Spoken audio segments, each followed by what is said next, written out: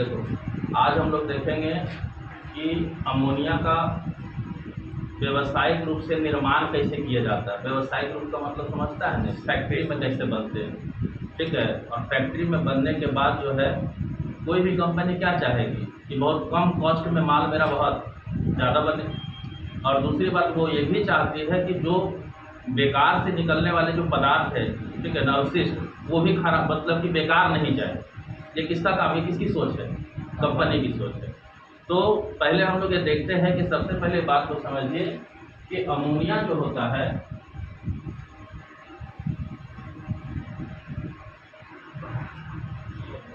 Ammonia NH3 का व्यावसायिक निर्माण विधि, जिस विधि से अमोनिया को बनाई जाती है उस विधि को हम लोग हैबर विधि कहते हैं। कौन सी विधि? हैबर विधि, ठीक है। अब इसमें से इस्तेमाल क्या होगा? तो ऐसा सिंपल है, नाइट्रोजन चाहिए और हाइड्रोजन चाहिए, मुझे बताया, ठीक है ना। तो नाइट्रोजन और हाइड्रोजन से मिलकर क्या बनाना है? NH3। तो इसके एटम तो बैलेंस नहीं है, परमाणु द्रव्यमान से हम लोग इसको संतुलित करते हैं।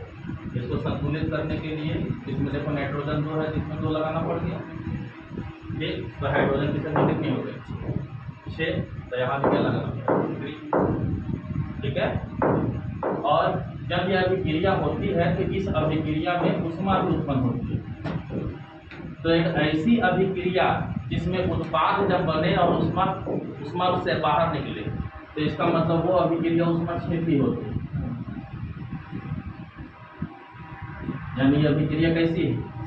ऊष्माक्षेपी अभिक्रिया, ठीक है। अब मामला इस बात का है, क्या समझना है इसको?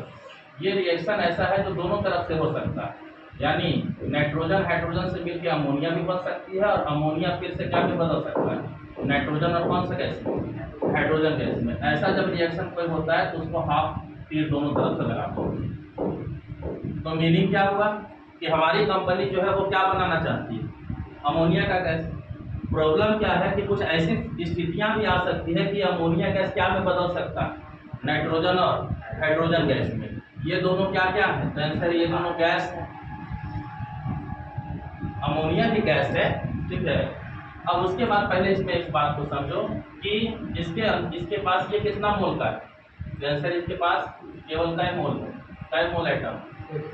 इसमें इसके पास कितना मोल एटम? 3। ये साथ में जो लगा हुआ होता है ना, उसको हम मोल में रिप्रेजेंट करते हैं। तो अभिकारक के तरफ इसको हम लोग क्या बोलते हैं? इधर वाले को क्या बोलते हैं? अभिकारक, ठीक। और इधर वाले को हम लोग क्या बोलते हैं? उत्पाद।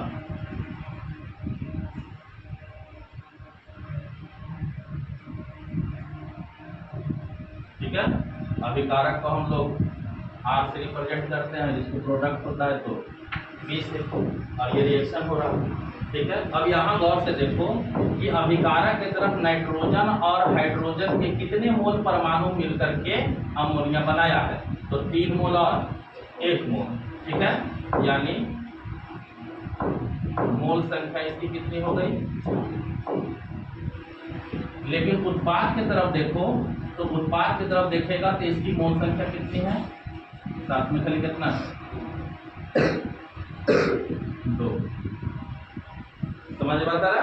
यानी 4 मोल देने के बाद, यानी 1 मोल का नाइट्रोजन और 3 मोल हाइड्रोजन को लेंगे तो 2 मोल का क्या बनेगा? अमोनिया। यानी इसके अनुपात क्या है? पूछेगा अमोनिया गैस, अमोनिया को बनाने के लिए कितने नाइट्रोजन और कितने हाइड्रोजन का अनुपात होना चाहिए? तो 1:3, 1:3 का अनुपात होना चाहिए। समझ में आता गया? ये सब छोटे छोटे ऑब्जेक्टिव आपसे पूछ सकते हैं, ठीक है नहीं? अब मामला क्या है, मेरी बातों को उसको समझिए आपसे क्वेश्चन क्या पूछ सकता है ऑब्जेक्टिव में कि अमोनिया बनाने की विधि को कौन सी विधि करते हैं?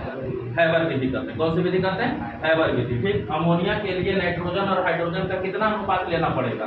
1:2 लेना पड़ेगा। समझ में बात आ गया? ठीक, अमोनिया गैस बनने वाली जो हैबर विधि होती है वो किस प्रकार की अभिक्रिया है? तो क्या बता सकते हैं? ऊष्माक्षेपीय अभिक्रिया है। ठीक, या तो ये पूछ सकता है कि अमोनिया गैस जो बनती है उसे ऊष्माक्षेपीय अभिक्रिया क्यों करते हैं? तो सिंपल बात है कि नाइट्रोजन और हाइड्रोजन के रिएक्शन के कारण से उत्पाद की तरफ ऊष्मा की क्या होती है? उत्पत्ति होती है। इस प्रकार की अभिक्रिया क्या कहलाती है? ऊष्माक्षेपी। तो हम लोग 10th क्लास में भी हम लोग देख चुके हैं। अब सुनो मामला क्या है। यहाँ देखो परेशानी है, कोई भी कंपनी है उसको यहाँ पर कुछ परेशानी झेलना पड़ रहा है। परेशानी यह है कि इसकी कुछ शर्तें हैं। तुम लोग यहाँ देख रहा है कि जो लाइन का निशान तुम देख रहा है, हाफ जा रहा है किधर की तरफ? तो आंसर है अभिकारक से उत्पाद की तरफ। और हाफ लाइन किधर जा रहा है? उत्पाद से। तो इसका मतलब ये रिएक्शन हमको यहाँ पर प्रदर्शित कर रहा है कि कहीं ना कहीं इस रिएक्शन के अंदर में दोनों ही चीज हो सकती है। नाइट्रोजन हाइड्रोजन मिलकर अमोनिया भी बना सकता है और कुछ ऐसा परिवेश भी हो सकता है कि अमोनिया टूट करके फिर से क्या में बदल जाए? नाइट्रोजन और हाइड्रोजन में। और ऐसा अगर हो रहा है तो कंपनी को लॉस हो रहा है। तो कंपनी क्या चाहेगी कि प्रॉफिट हो। तो प्रॉफिट होने के लिए उसको अमोनिया गैस का ज़्यादा बनना क्या है? जरूरी है। तो उसके कुछ नियम और कुछ चीज़ों को एक्सपेरिमेंट करेगा तभी तो पता चलेगा ना कि हम किस प्रोसेस से हम अमोनिया को ज़्यादा बना सकते हैं। उसके लिए दिमाग में एक बात रखो। देखो, जब ऐसे परिवेश आते हैं तो उसमें 11 का कुछ एक प्रिंसिपल आता है। एक व्यक्ति थे, एक साइंटिस्ट थे जिनका नाम था ली चैटलियर। ली चैटलियर का प्रिंसिपल क्या कहता है? इसी प्रिंसिपल पर बहुत सारे चीज़ों का निर्माण हुआ है। और ये सबसे इम्पोर्टेंट है। आप कोई भी विधि अगर पढ़िएगा बनाने के लिए केमिस्ट्री में, ठीक है ना, व्यावसायिक रूप से, तो ये हर जगह आपको काम करेगा। क्या बोलते हैं इसको? हिंदी में ऐसा लिखता है ली चैटलियर, ऐसा कुछ आपको लिखा हुआ मिलेगा सिद्धांत। कुछ त्रुटि होगा तो फिर सुधार लीजिएगा, ठीक है ना। तो ली चैटलियर का प्रिंसिपल क्या था? सिंपल देखो, नाम बड़ा टेढ़ा मेढ़ा, ठीक है ना, लेकिन इसका प्रिंसिपल बड़ा सीधा साधा है। प्रिंसिपल इसका ये कहता है, इन्होंने ये बताया कि देखिए, यदि आप किसी भी रिएक्शन को करने के लिए आप बाहर से कोई चीज़ कर रहे हैं, यानी हम अपने तरफ से कुछ कर रहे हैं उस रिएक्शन को क्या कराने के लिए? करवाने के लिए, यानी अभिकारक से क्या बनवाने के लिए। तो होगा क्या कि वो रिएक्शन जब करेगा तो उसका ठीक उल्टा परिणाम देता है। यानी कहने का मतलब है कि यदि किसी रिएक्शन को करवाने के लिए हमने टेम्परेचर को क्या किया? बढ़ा दिया, तो रिएक्शन क्या करना चाहेगा? तो टेम्परेचर को क्या कर ले? कम कर ले। समझ में बताया? नेचर का ये रूल है, तुम लोग को फिजिक्स में भी बता चुके हैं। बहुत सारे जगह आप लोग को बहुत सारे रूल बताया है कि नेचर अपना रूल कभी बदलता नहीं है, ठीक है। कोई भी गर्म चीज़ किधर भागती है? ठंडे की ओर भागती है, ठीक है।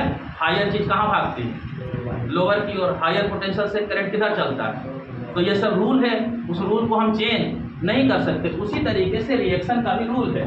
रिएक्शन का ये रूल है कि देखिए, जब रिएक्शन जो होगा वो हमारे द्वारा कुछ भी परिवर्तन अगर हम करते हैं तो रिएक्शन ठीक उसका उल्टा काम करेगा। अगर हम टेम्परेचर को बढ़ाएंगे तो रिएक्शन चाहेगा कि मेरा टेम्परेचर क्या रहे? कम रहे। फिर से सुनिए, लियो चैटलियर का नियम क्या है? ली चैटलियर का नियम, इनका नियम ये कहता है कि रिएक्शन जो है हमारा विरोध करता है, हम टेम्परेचर को बढ़ाएंगे तो रिएक्शन चाहता है वो रिएक्शन क्या चाहेगा कि हम अपना टेम्परेचर कम कर लें, और वो कम कर लेगा हमारे टेम्परेचर को क्या करने से? बढ़ाने से। अगर हम ताप को कम करते हैं तो रिएक्शन क्या चाहेगा? वो ताप को क्या कर लेगा? बढ़ा लेगा, ठीक। अगर हम प्रेशर को ज़्यादा करते हैं तो वो क्या चाहेगा रिएक्शन? कि प्रेशर को वो क्या कर लेगा? कम। और अगर हम प्रेशर को ज़्यादा करेंगे तो वो अपने प्रेशर को क्या कर लेगा? कम। सांद्रता को अगर हम बढ़ा रहे हैं तो वो अपनी सांद्रता को क्या करना चाहेगा? कम। और अगर हम उसकी सांद्रता को कम करना चाह रहे हैं तो वो क्या करना चाहता है? तो इसका मतलब इस बात से हमको क्या समझ में आ रहा है? इस बात से हमें ये समझ में आ रहा है कि रिएक्शन जो होती है वो हमारे द्वारा किए गए जो परिवर्तन है उसका ठीक वो विपरीत काम करेगा। कौन? रिएक्शन का, यानी कहने का मतलब इनके प्रिंसिपल के अनुसार कि कोई भी रासायनिक अभिक्रिया में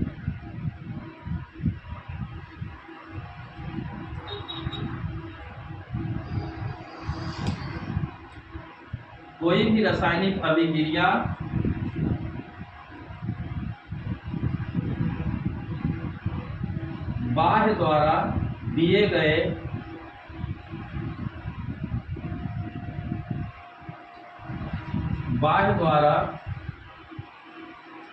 परिवर्तन कैसा, अर्थात ताप में परिवर्तन हो, दाब में परिवर्तन किया जाए, सांद्रता में परिवर्तन किया जाए, ऐसा अगर हम बाहरी अप्लाई से करना चाहते हैं, टेम्परेचर को बढ़ाना घटाना चाहते हैं, किसके लिए, अभिक्रिया के, ठीक है। तो ऐसी पोजीशन में ये जो रासायनिक अभिक्रिया होकर ठीक उसका अवरोध करेगा, विरोध करेगा, ठीक है। तो कोई भी रासायनिक अभिक्रिया बाह्य द्वारा परिवर्तन करने पर अभिक्रिया उसकी क्या करती, विरोध करती।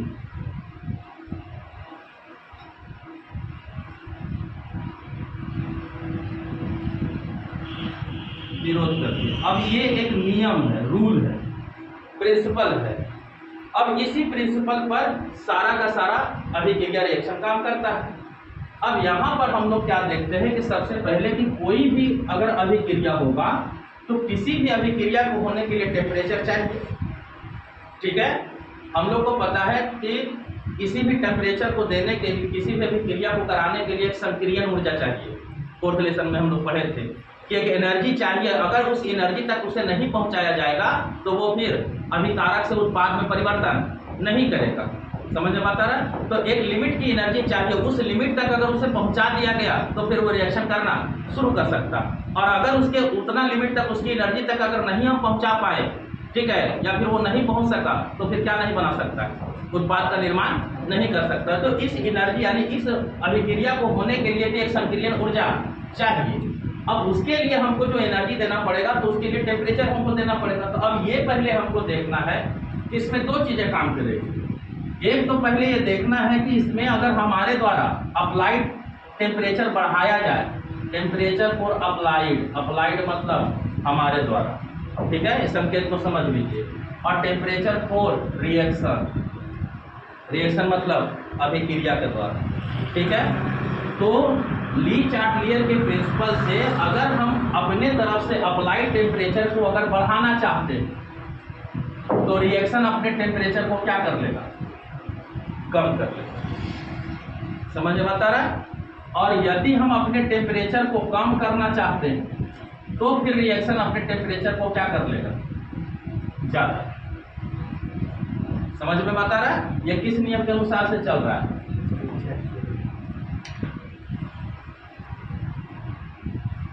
ये नियम हम लोग क्या देखना चाहते हैं कि इस रिएक्शन में क्या चल रहा है। समझ में बताया? अब हम ये देखना चाहते हैं, इसमें हम पता करना चाहते हैं कि क्या हम इस रिएक्शन में टेम्परेचर को अगर ज़्यादा दें तब अमोनिया ज़्यादा बनेगा, या फिर हम ये देखना चाहते हैं कि टेम्परेचर को हम कम रखें तब अमोनिया ज़्यादा बनेगा। हमारा फोकस किसके तरफ है, अमोनिया की तरफ, क्योंकि अधिक से अधिक मात्रा में हम अमोनिया प्राप्त करना चाहते हैं। तो हम लोगों के सवाल में दो तरह के कंफ्यूजन है या दो ऑप्शन है कि आप टेम्परेचर बढ़ा करके अमोनिया ज़्यादा बना सकते हैं कि टेम्परेचर को कम करवा करके अमोनिया ज़्यादा बना सकते हैं। अब इन ऑप्शन में से हमारे पास हम लोगों को क्वेश्चन पूछेगा, क्या पूछेगा कि अमोनिया की प्राप्ति करने के लिए तापमान को क्या होना चाहिए, कम, ज़्यादा, अपरिवर्तित, इनमें से कोई नहीं। सवाल ये पूछ देगा तो आपको सवाल में दिमाग में आना चाहिए कि आखिर ये रिएक्शन टेम्परेचर पर किस प्रकार निर्भर करता है। तो अब इस नियम से दिमाग में तुम बैठा लो। पहले एक बात को सोचो, ये जो नाइट्रोजन है और हाइड्रोजन है, तुम गौर से देखो कि अगर इसमें देखो टेम्परेचर यानी अभिकारक से जब उत्पाद बना है तो इसमें देखो ऊष्मा विमुक्त हुआ। तो ऊष्मा कब विमुक्त करता है रिएक्शन, जब उसके पास टेम्परेचर बहुत क्या हो जाएगा, ज़्यादा।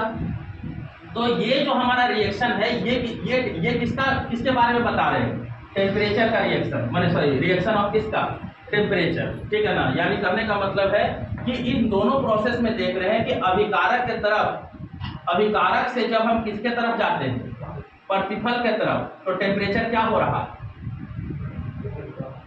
विमुक्त कर रहा है, मतलब ज्यादा है तभी तो वो निकाल रहा है ना, ठीक है। और अगर हम इधर से इधर लौटे तो क्या देख रहे हैं, प्रतिफल से हम लोग, प्रतिफल यानी उत्पाद की तरफ से अभिकारक की तरफ देख रहे हैं, तो इसका अगर ऐसा बनेगा तो ये क्या करेगा, उष्मा, ये उष्मा को अवशोषित करेगा, अवशोषित करके बेचारा बन जाएगा कौन चीज, नाइट्रोजन गैस और कौन गैस, हाइड्रोजन गैस। और नाइट्रोजन और हाइड्रोजन गैस को अगर मिलाया जा रहा है तो मिल करके जब अमोनिया बन रहा है तो इसका मतलब एनर्जी क्या हो रहा है, ज्यादा। तो रिएक्शन में तुम गौर से देखो, ये रिएक्शन हुआ है, अभिकारक और उत्पाद के बीच में क्या हुआ, सॉरी अभिकारक से उत्पाद कैसे बना, तो ऐसा है रिएक्शन के कारण से, अभिक्रिया के कारण से।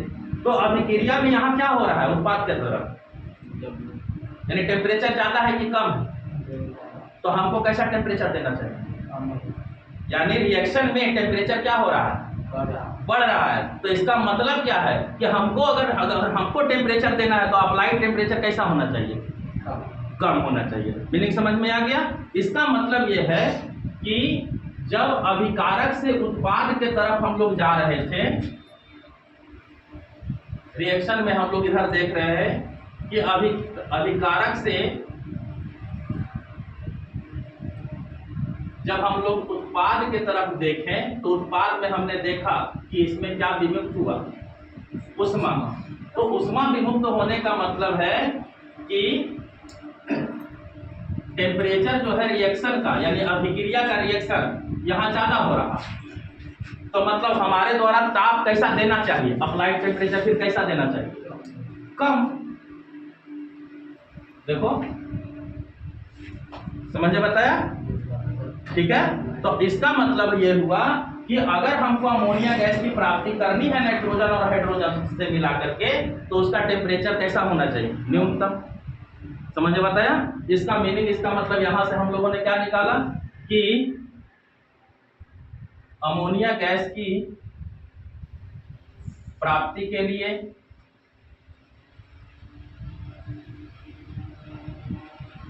तापमान कैसा होना चाहिए,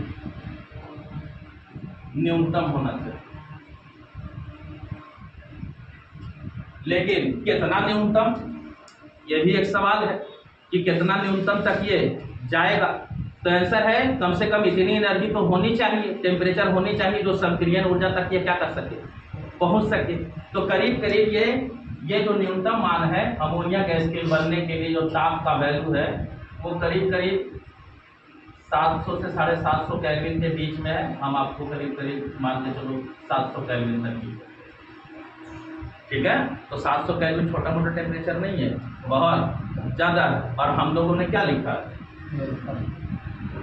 तो ये न्यूनतम किस आधार से है, तो आंसर है जब अभिकारक को प्रतिफल बनना है तो उसके लिए एक लेवल चाहिए, E0, जिसको क्या कहते हो, संक्रियण ऊर्जा। कम से कम ये संक्रियण ऊर्जा जब तक पहुंचेगा, यानी सबसे न्यूनतम वैल्यू का मतलब क्या है, उस टेम्परेचर तक पहले इसको पहुंचाइए ताकि ये रिएक्शन करना शुरू कर सके। जब ये संक्रियण ऊर्जा तक अपने आप आ जाएगा तो फिर प्रतिफल क्या होने लगेगा, बनने लगेगा। समझ में बताया। तो यहाँ से रिएक्शन करने में जो एनर्जी खर्च हो रही है इस पीक पॉइंट तक, उस ऊर्जा को क्या कहते हैं, संक्रियण ऊर्जा। यही ऊर्जा जो है करीब करीब हमारे पास कितना देना पड़ रहा है इसको, 700 केल्विन। मीनिंग समझ में आ गया। अब आपको दिमाग में बात बेहतर समझ में आ रहा होगा, ठीक है, कि अमोनिया गैस को बनने के लिए टेम्परेचर कैसा देना चाहिए, कम की ज़्यादा, कम। अब आते हैं दूसरा बात पर कि दाब का क्या होगा। यहाँ पर हम लोग टॉपिक किसके लिए पढ़े, ताप। अगला हम लोग टॉपिक किसके लिए देखेंगे, दाब, प्रेशर, ठीक है।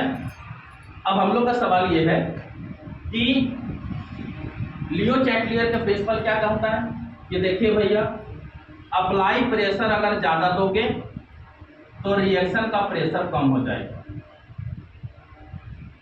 ये लियो चैटलियर का नियम। और अगर अप्लाई प्रेशर कम अगर हम कर दे तो रिएक्शन अपने प्रेशर को बढ़ा देगा। फिर से तो हमारे पास कंडीशन आ गया अब कंडीशन ये है कि अमोनिया को तैयार करने के लिए कैसा प्रेशर देना अच्छा, ज़्यादा प्रेशर देंगे तो ज़्यादा अमोनिया बनेगा कि कम प्रेशर देंगे तो ज़्यादा अमोनिया, यानी कि कम दाब पर अमोनिया का निर्माण ज़्यादा होगा या अधिक दाब पर अमोनिया का निर्माण ज़्यादा होगा। तो अब हम लोग चलते हैं, दिमाग अपना थोड़ा सा लगाते हैं। हम लोग इसमें क्या दिमाग लगाते हैं, जैसे मान लो 4 एटम है और 4 एटम को इस घर के अंदर में हम लोगों ने उसको छोड़ दिया, तो वो चारों मिल करके अलग अलग जगह पर फोर्स लगाएगा यानी दाब लगाएगा। और मान के चलो 2 एटम को छोड़ा इसी कमरे में, तो हम लोग को बेसिक दिमाग भी जानता है कि 4 एटम का प्रेशर ज़्यादा होगा, 2 एटम का प्रेशर कम होगा।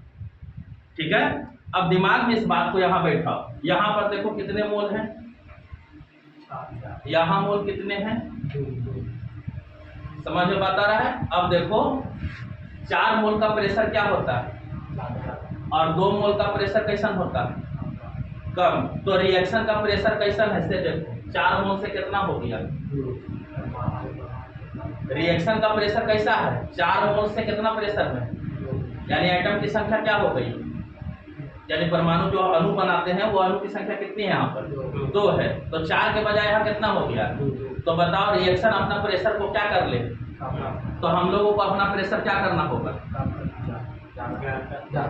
कम कर रहे हैं। रिएक्शन का प्रेशर कम है तो बाहर से प्रेशर क्या देना पड़ेगा, ज़्यादा देना पड़ेगा। मीनिंग समझ में आ गया। इसका मतलब इस रिएक्शन के लिए दाब हमको बाहर से क्या करना है, बढ़ाना पड़ेगा, यानी एटमॉस्फेरिक प्रेशर जो है उसको क्या करना पड़ेगा, बढ़ाना पड़ेगा। इसका मतलब ये हुआ कि जब हम अमोनिया को बनाने के लिए नाइट्रोजन और हाइड्रोजन को जब लेंगे तो हमको वाष्प बढ़ाने के लिए टंकी चाहिए जिसमें प्रेशर को क्रिएट किया जा सके, और जितना ज़्यादा हम प्रेशर देंगे उतना ज़्यादा अमोनिया का निर्माण होगा। तो इसका मतलब यहाँ से हमको कौन सा लॉजिक मिला कि रिएक्शन अपना प्रेशर कम कर रहा है तो हम लोग अपना प्रेशर क्या करना पड़ेगा, बढ़ाना पड़ेगा। इसका मतलब यहाँ से क्या समझ में आया कि अभिकारक से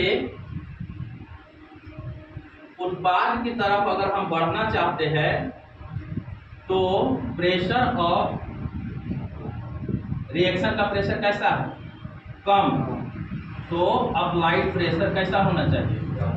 और यहाँ पर देखो रिएक्शन ऑफ टेम्परेचर कैसा था, ज़्यादा, तो अप्लाइड टेम्परेचर कैसा होना चाहिए।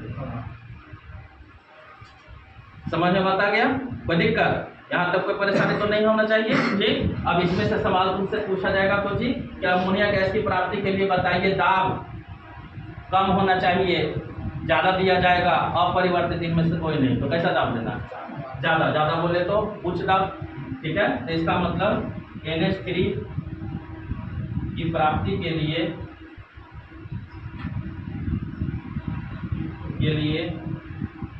दाब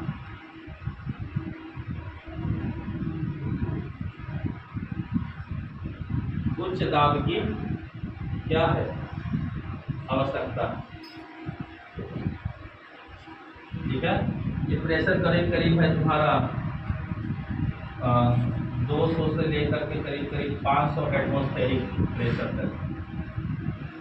थोड़ा कम या ज़्यादा होगा तो फिर से देख लीजिएगा। इतना मीनिंग तो समझ में आ गया, ठीक है ना। तो आप सिंपल समझिए, जितना प्रेशर आप बढ़ाते जाइएगा, प्रेशर बढ़ाने से कोई दिक्कत नहीं है। प्रेशर जितना बढ़ेगा अमोनिया की उत्पत्ति उतनी ज़्यादा रहेगी, और हमारे द्वारा टेम्परेचर जितना कम रहेगा अमोनिया उतना ज़्यादा बेस्ट काम करेगा। समझ में बात आ गया, कोई दिक्कत यहाँ तक नहीं। तो अब ये चीज़ को तुम लोग अगर समझ गया है तो इन सबको समझने के बाद जो है अब हम लोग एक देखेंगे कि कंपनी के अंदर में किस तरीके से अमोनिया बनाया जाता है, उसका एक स्ट्रक्चर देखेंगे और उस स्ट्रक्चर से समझने का प्रयास करेंगे कि कैसे नाइट्रोजन और हाइड्रोजन को ले करके अमोनिया गैस की प्राप्ति किया जाता है। तो हम सिर्फ आपको डायग्राम बता देते हैं, ठीक है। कार्यविधि के बारे में अपने से भी लिख सकते हैं और नहीं होगा तो फिर हम उसको लिखवा देंगे, ठीक है, कोई दिक्कत।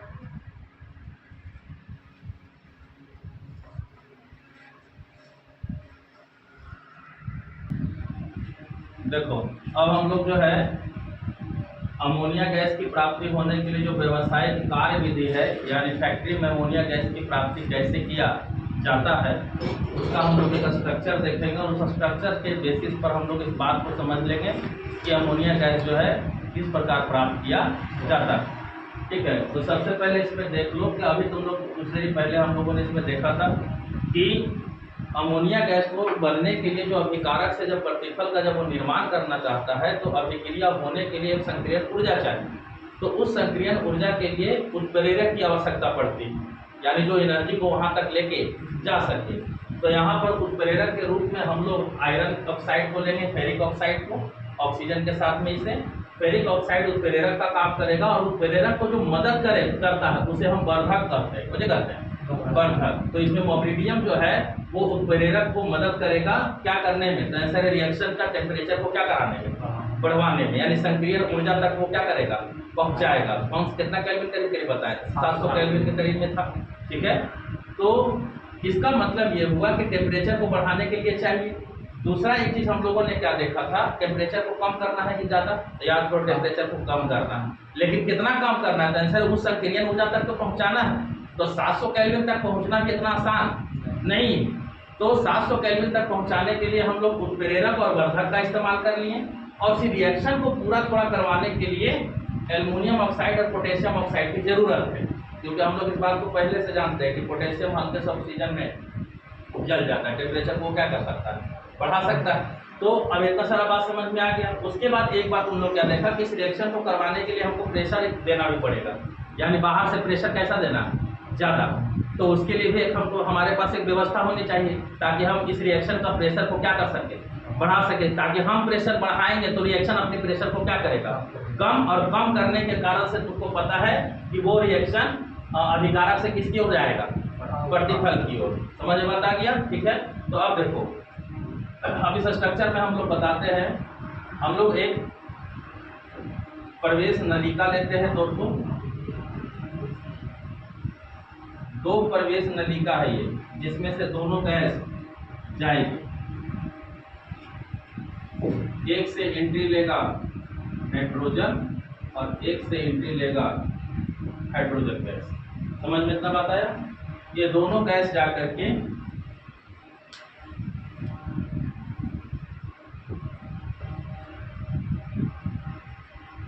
एक कंप्रेसर की टंकी है,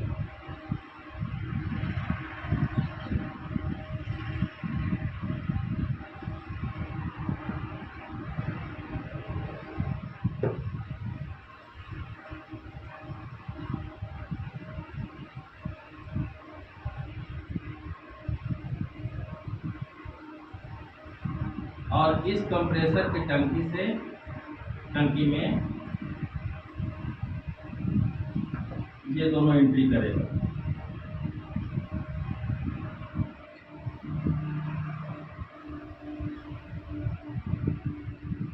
समझ में आता गया। यानी इधर से एंट्री लेगा कौन, नाइट्रोजन, और इधर से एंट्री लेगा कौन, हाइड्रोजन। दोनों आया। ठीक, यहाँ पर संपीड़ीय दाब लगाने वाली हमारे पास, दाब में बढ़ाने के लिए हमारे पास एक युक्ति है जो प्रेशर को ये क्रिएट करेगा। करीब करीब कितना बताए थे, 200 से लेकर 500 एटमॉस्फेरिक प्रेशर तक वायुमंडलीय दाब। इसमें नंबर में थोड़ा कम ज़्यादा हो सकता है, ठीक है, लेकिन एक बात तो समझ में आ गया कि प्रेशर इसमें देना होगा। तो प्रेशर क्रिएट करने के लिए मशीन आ गई। ठीक, अब इसके अंदर में नाइट्रोजन और हाइड्रोजन का जो गैस है वो दोनों मिलकर के इसमें प्रेशर को क्रिएट किया है। प्रेशर क्रिएट होने के बाद जो है इस टंकी से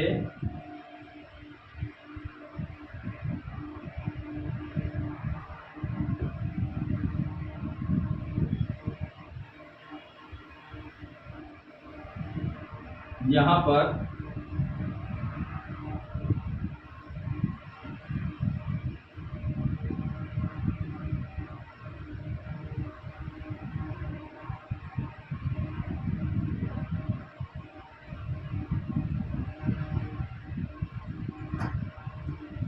ये दोनों मिलके आएंगे।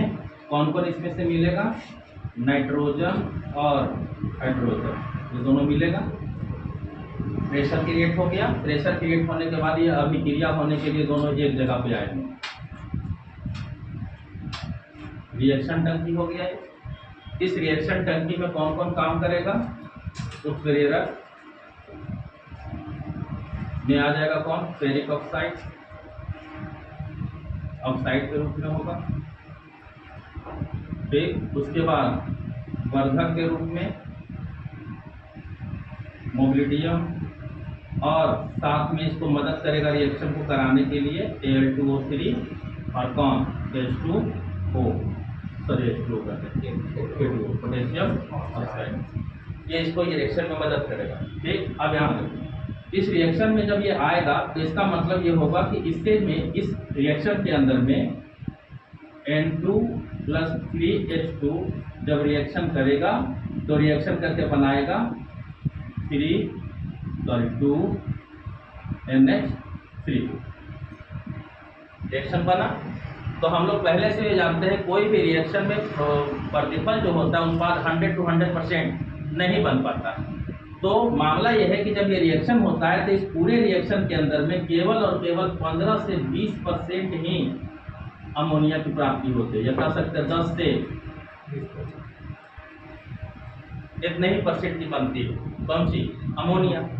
तो अब मामला यह है कि जब अमोनिया गैस ये बनता है तो बाकी तो कुछ बच जाता होगा, तो बाकी जो बचता है वो क्या होता है? तो देखो यहाँ से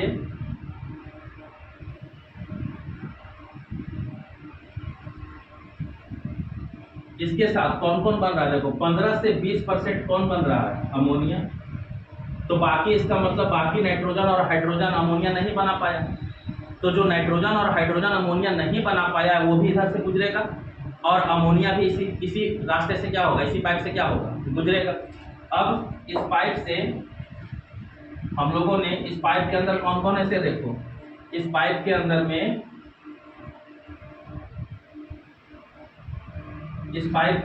NH3 भी है,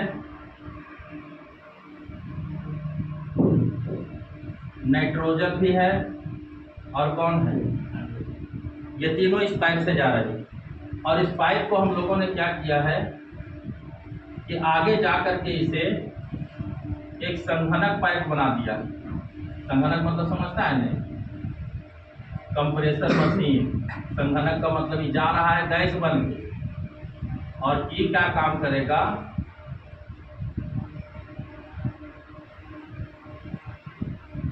यानी इतना पतला रास्ता दिया है इसको जाने के लिए।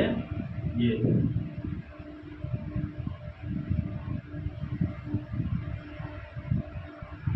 ठीक है। तो ये गैस क्या होगी? संघनित एक जगह होगा, तो संघनित हो करके ये जो पाइप के अंदर में जो एंट्री मारेगा तो इसमें सब मार रहा है एंट्री, और कौन? अमोनिया, नाइट्रोजन और हाइड्रोजन। ठीक है। तो ये संघनक पाइप ऐसा है जो नाइट्रोजन और हाइड्रोजन को द्रव में न बदल करके अमोनिया को ही द्रव में खाली क्या करता है? बदलता है। ये सब कौन से अवस्था में? गैस। सब गैसीय अवस्था में। कौन?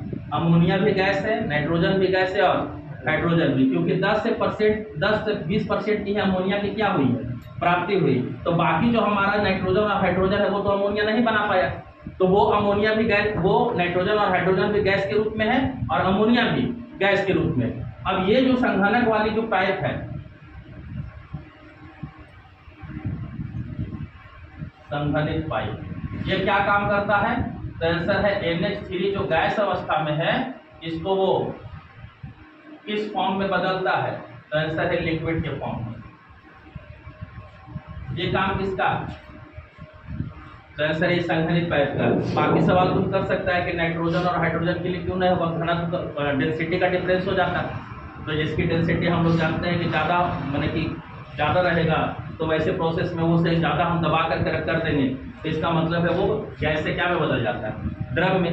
तो अब यहाँ से देखो, अब बात को समझना, इसमें से जो द्रव बन करके लिक्विड बन करके जो निकलेगा इस पाइप से, जो बूंद बूंद लिक्विड बन के निकलेगा, ठीक है ना, उसको हम लोग एक बर्तन में क्या कर लेंगे? रख लेंगे, और इस बर्तन में ये लगा हुआ। लेकिन तुम गौर से देखो तो इसमें जो है लिक्विड बन के कौन आ रहा है? तो अमोनिया लिक्विड बन रहा है, यानी ये कौन है? NH3। तो NH3 तो लिक्विड बन रहा है, लेकिन N2 और H2 ये दोनों क्या चीज में अभी भी है? गैस में। तो ये तो द्रव के साथ नहीं मिलेगा, इसमें तो गैस भी आना शुरू हो जाएगी। तो इस गैस को बाहर आने के लिए बाहर निकले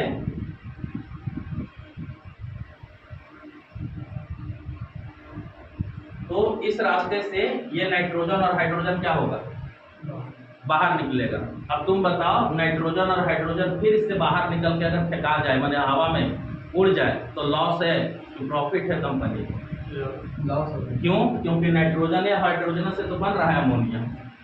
तो एक बार प्रोसेस में केवल 10 से 20% बना, तो ये जो नाइट्रोजन और हाइड्रोजन जो बेकार जाएगा, तो उसको वे क्या करें? तो इसका कहना यह है कि इस रिएक्शन को दोबारा करा दीजिए।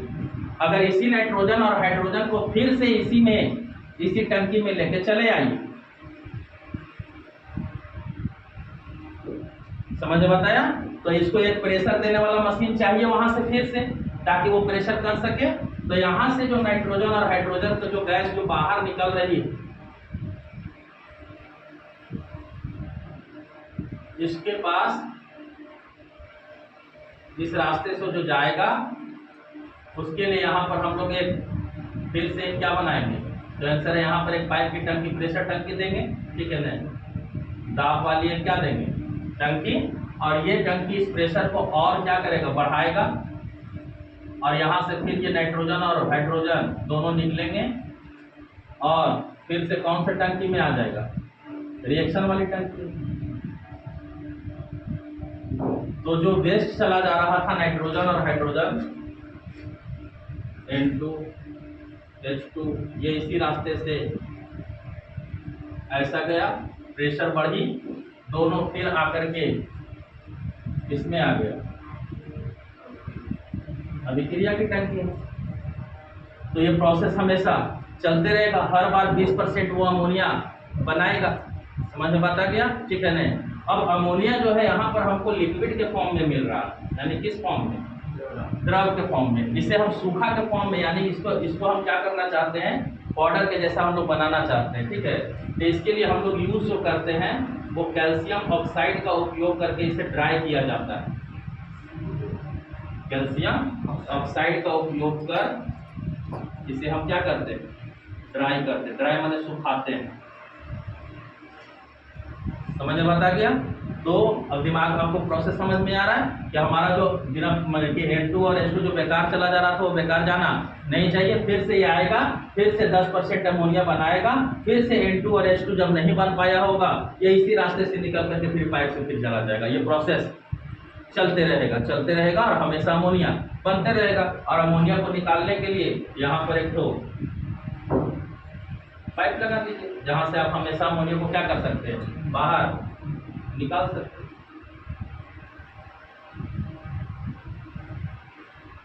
समझ में बताया? कोई दिक्कत यहाँ तक? ये पूरा प्रोसेस आप लोग के दिमाग में काम चल रहा है कि कैसे होगा। अगर इसकी कार्यविधि अगर लिखने के लिए भी बात आएगी तो आप लोग इस डायग्राम को देख करके लिख सकते हैं, ठीक है ना? कोई दिक्कत नहीं है? चलो ठीक है।